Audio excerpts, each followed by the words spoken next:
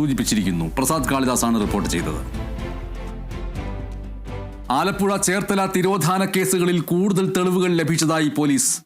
പ്രതി സെബാസ്റ്റ്യന്റെ പള്ളിപ്പുറത്തെ വീട്ടിലുള്ള കുളത്തിൽ നിന്ന് വസ്ത്രത്തിന്റെ അവശിഷ്ടങ്ങൾ ലഭിച്ചിരിക്കുന്നു. വീട്ടിൽ നിന്ന് വീണ്ടും മൃതദേഹാവശിഷ്ടങ്ങൾ ലഭിച്ചിരുന്നു. നേരത്തെ അസ്ഥികൾ കിട്ടിയ സ്ഥലത്ത് നിന്ന് തന്നെയാണ് ഇപ്രാവശ്യവും അസ്ഥികൾ കണ്ടെത്തിയിരിക്കുന്നത്. ഇവ കത്തിക്കരിഞ്ഞ നിലയിലുമാണ്. ഈ അസ്ഥികൾ പരിശോധനയ്ക്കയച്ചോ? ഇന്നത്തെ സെബാസ്റ്റ്യനെയും കൂട്ടിയുള്ള വീട്ടിലെ പരിശോധനകൾ പൂർത്തിയായോ? നാളെ തുടരുമോ? എന്തൊക്കെയാണ് വിവരങ്ങൾ? രാജേഷ് ശ്രീനിവാസൻ ചേരുന്നു. രാജേഷ്. MS, ഈ കേസുമായി ബന്ധപ്പെട്ട് ഒരു നിർണായക തെളിവാണ് നിലവിൽ ഇപ്പോൾ പോലീസിന് ലഭിച്ചിട്ടുള്ളത്.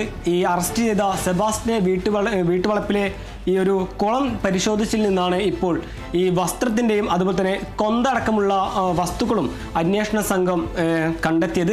ഇത് കേസിൽ ഒരു വലിയ നിർണായക തെളിവ് തന്നെയാണ് നിലവിൽ ഇപ്പോൾ പോലീസ് അന്വേഷണ സംഘം കണ്ടെത്തിയിരിക്കുന്നത്. അതേസമയം തന്നെ ഇന്ന് ഉച്ചയ്ക്ക് 1 മണിയോടെയായിരുന്നു ഈ സെബാസ്റ്റ്യനുമായുള്ള സംഘം, പ്രധാനമായും ഈ 2 സംഘങ്ങളായിരുന്നു ഈ പ്രദേശത്ത് പരിശോധന നടത്തിയിരുന്നത്. അതിലൊന്ന് ജയജമ്മ തിരോധന കേസ് അന്വേഷിക്കുന്ന കോട്ടയം ക്രൈംബ്രാഞ്ച് സംഘവും അതുപോലെ തന്നെ ബിന്ദു പത്മനാഭൻ തിരോധന കേസ് അന്വേഷിക്കുന്ന ആലപ്പുഴ ക്രൈംബ്രാഞ്ച് സംഘവുമായിരുന്നു പരിശോധന നടത്തിയത്. ആ പരിശോധന ഇപ്പോഴും നീണ്ടുകൊണ്ടിരിക്കുകയാണ്. രാത്രിയോളം നീണ്ടു പരിശോധന.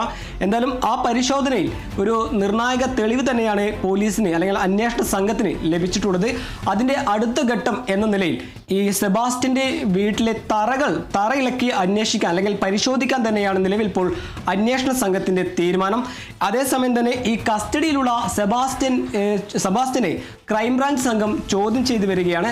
ഇതിൽ പ്രധാനമായും ഒരു വെല്ലുവിളി അല്ലെങ്കിൽ അന്വേഷണ സംഘത്തിന് വലിയൊരു വെല്ലുവിളിയായി തീരുന്നത് പല ചോദ്യങ്ങൾക്കും വ്യക്തമായ ഉത്തരം സെബാസ്റ്റ്യൻ നൽകുന്നില്ല എന്ന് തന്നെയാണ് ഈ അന്വേഷണ സംഘത്തിന് ഒരു വെല്ലുവിളിയായി തീരുന്നത്. എന്തായാലും ഇന്ന് ഉച്ചയ്ക്ക് 1 മണിയോടെ തുടങ്ങിയ ആ പരിശോധന രാത്രിയോളം നീണ്ടു. ഇത് പരിശോധന തുടർന്നുകൊണ്ടിരിക്കുകയാണ്. ഈ പ്രദേശത്ത് അല്ലെങ്കിൽ ഈ സെബാസ്റ്റ്യന്റെ വീട്ടുവളപ്പ് 2 ഏക്കറിൽ വരുന്ന സ്ഥലമാണ്. അതിൽ തന്നെ 3 കുളങ്ങളും 2 കിണറുമാണ് ഉള്ളത്. അതിലാണ് നിലവിൽ ഇപ്പോൾ അന്വേഷണ സംഘം അല്ലെങ്കിൽ ഈ കെടാവർ നായകൾ ഓടിയെത്തിയതിൻ്റെ അടിസ്ഥാനത്തിൽ ഈ കുളങ്ങളും അതുപോലെ തന്നെ ഈ കിണറുമാണ് ഇപ്പോൾ പരിശോധിക്കാൻ അന്വേഷണ സംഘം ഒരുങ്ങുന്നത്. എന്തായാലും ഈ കേസുമായി ബന്ധപ്പെട്ട് ഒരു നിർണായക തെളിവ് തന്നെയാണ് പോലീസിന് അല്ലെങ്കിൽ അന്വേഷണ സംഘത്തിന് ലഭിച്ചിട്ടുള്ളത്.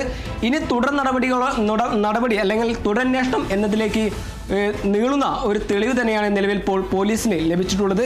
എന്തായാലും അല്ലെങ്കിൽ ഉച്ചയോടെ നടത്തിയ പരിശോധനയിൽ അസ്ഥികളും അതുപോലെ തന്നെ പിന്നീട് നടത്തിയ പരിശോധനയിൽ വസ്ത്രങ്ങളും അല്ലെങ്കിൽ വസ്ത്രത്തിൻ്റെ ഭാഗങ്ങളും കൊന്തയടക്കമുള്ള വസ്തുക്കളും കണ്ടെത്തിയിട്ടുണ്ട്.